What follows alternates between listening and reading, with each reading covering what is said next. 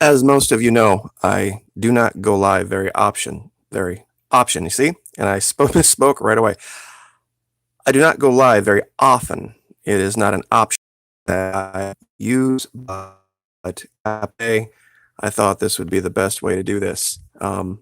My camera is not set up to look at the live chat, so don't think I am ignoring you. It seems as if Mr. Bolsonaro is going to win in South America, in Brazil. This is probably the worst thing that could have possibly happened in South America for the safety of the world. The man is straight up crazy. He's just off his rocker. And his son, and I've linked to this video before. I know a lot of you don't speak the language, but basically here in a nutshell, he is saying that if his father gets elected, that they are going to invade Venezuela. So look for that in the next 90 days. And this was reaffirmed, of course, by one of his chancellors. This is from Sputnik, and this is what they have been planning for a long time. It's not something I think the world is really going to see until it starts happening. They are going to ignore it. They are going to say, well, it's just another election, until the armored personnel carriers start rolling into the southern part of Venezuela. The missiles start to fly, the bombs start to fly, and then it is going to spiral out of control completely. I have done a map, and there we go. I've been trying to get the zoom to work here. These are going to be the major players. Some of these I don't know yet. India and Pakistan being the two big ones. But basically the idea is this. You're going to have the US, Canada, Australia, Great Britain, Brazil, Colombia, and Argentina. And then on the other side, you're going to have Russia, China, Turkey, Iran, Mexico, Venezuela, Honduras, Nicaragua, Ecuador, and I forgot to add in Bolivia. A lot of these other players aren't going to make a real big difference. This is going to touch off quick. I've really not been too inclined to speak in bombastic language or to tell people this is going to happen right now, so go do this. But all I will tell you is that I spent most of the day finishing up putting 6 months worth of food and water and medicine and supplies in the home. That's how serious this is. It's not going to be a matter of the US dollar, and it's really not going to be a matter of the cost of things. It's going to be shipping. When everything falls apart and spirals out of control down there around the canal, there are insurance companies that are just going to say, sorry, tough luck. We'll sell it to China instead. And there will be shortages, mass shortages of things in this country. It's not going to be a matter of you having the dollars. It's not going to be a matter of, the value of your dollars. It's going to be simply, it's just not going to be there because we are used to and spoiled by a constant supply, a continual supply of ships showing up at our ports. And when this falls apart, and it will, because it's going to split bricks right down the middle. This guy who's getting ready to take charge in Brazil is nothing like any leader Brazil has ever had before. So any notion that they were going to have of maintaining happy relations with China and Russia, at least two of those, they can forget it. They will want nothing to do with Bolsonaro. And as far as India goes, that's a tough call. They have come out lately and said, we're independent, we're going to make our own decisions.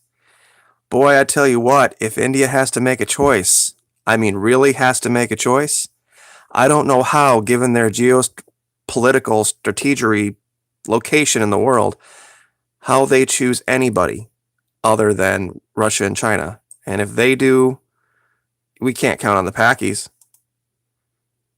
So you'll have a good portion of Asia falling in line with China. And this is how it's going to break down.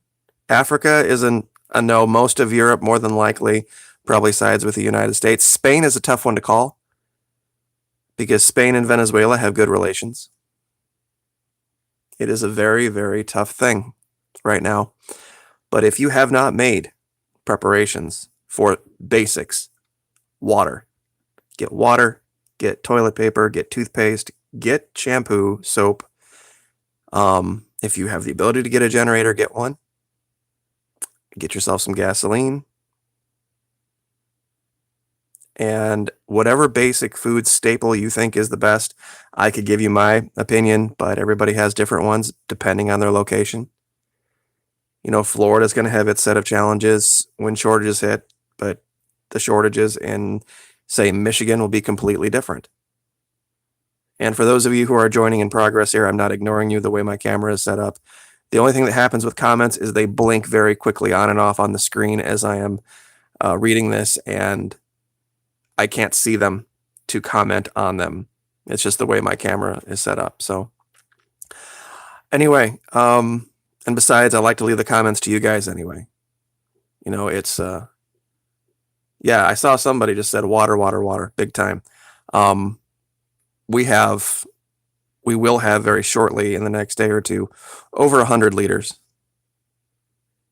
And that seems like that's a lot, but believe me, it's not.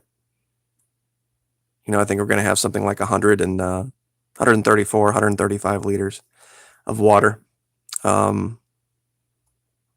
Basic staples for 6 months. And like I said, up north, it's going to be cold, so you're going to have needs. Down here, Florida's kind of blessed because it's very temperate during this coming times of year. It can get a little chilly, but not the end of the world. Aspirin, Tylenol, these types of things, medications. As much of the over-the-counter stuff as you think you might need, Sudafed for allergies. Detergent, things to wash clothes with. It's coming. Now it's set. This guy, Jair Bolsonaro, whether you agree with him or not, look at the man's rhetoric. Look at what he said he's going to do. Take him at his own word.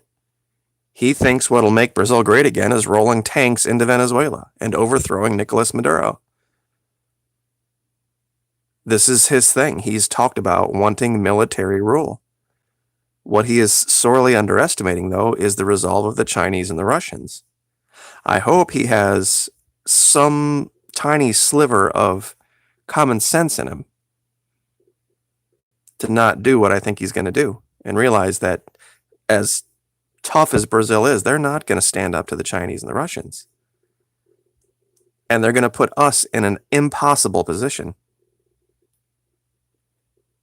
A nearly impossible position. And with our own midterms coming up, I hate to say it, but all the polls are saying a blue wave. It'll basically turn our government into stalemate again, gridlock. Remember Ross Perot, who was his vice president, the Navy admiral that kept talking about gridlock all the time? You can count on that in about 2 or 3 weeks in this country. That's pretty much going to be the end of that. Now, the timing on all of this, anybody who says they know what day is ridiculous. I'm not going to get down into the what day, but I would not be surprised by Christmas, Valentine's Day being on the outside of this all falling apart. It's something unless there's somebody that steps in and starts to show Mr. Bolsonaro that what he perceives to be the invasion of Venezuelans is no longer a problem, or it's going the other direction, then more than likely, that's how he's going to try to fix the problem. He might do it anyway because it's just going to make him more popular with the people that support him. I had a here 94 reporting, 55-44. This was going to be closer. I remember that I did a video talking about the endorsements Haddad would get that would make it closer. There was one major one he did not get that nobody saw coming. It was a guy named Ciro Gomez that everybody thought was going to endorse Mr. Haddad and throw his support behind him. And he got about 8 to 10% of the vote in the first round. So if Gomez had done that, we would be looking at a very, very close race. But unfortunately, it's looking like now the leader of Brazil and the leader of Colombia, Ivan Duque, they're going to stand shoulder to shoulder, and the leader of Mexico and the leader of Venezuela are going to stand shoulder to shoulder, and there's going to be a throwdown. And it's not going to be pretty. Last thing you're going to be worried about is some ragtag, scraggly group of Hondurans walking to Texas. So I'm not sure how far in I am here. Like I said, I don't normally do lives. I normally go through, and sometimes it takes me 2 or 3 takes to get said what I want to get said properly. But I thought in this particular case, doing this live, since the results were live, would be the best way to do it. So I'm sure there's a lot of you that have input on this map, different places. But all of the countries that I've left off of the map are really going to be minor bit players in all of this. You know, we can throw in Cuba here. You know, it's going to be, you know, Saudi Arabia's a tough one too. You know, more than likely they're going to side with us, but, you know, who knows? You know, maybe they might, with this whole Khashoggi thing, maybe they will use their support as kind of a, you know, trump card. Hard to use the term, but, you know, they'll say, look, if you ignore this, then we'll side with you. If you continue to push it, we'll side with them. But it's a hard thing. When you saw it coming, everybody at the channel saw it coming, and nothing you could do about it. It's like watching a car wreck in slow motion. So anyway, we already posted over at Patreon the second winner, and that post is up.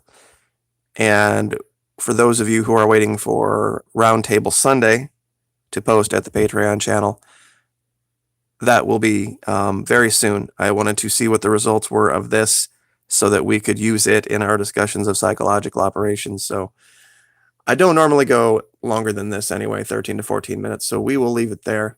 So like, share, subscribe. Thank you so much. I very much appreciate it. And we will see you guys next time. Thank you.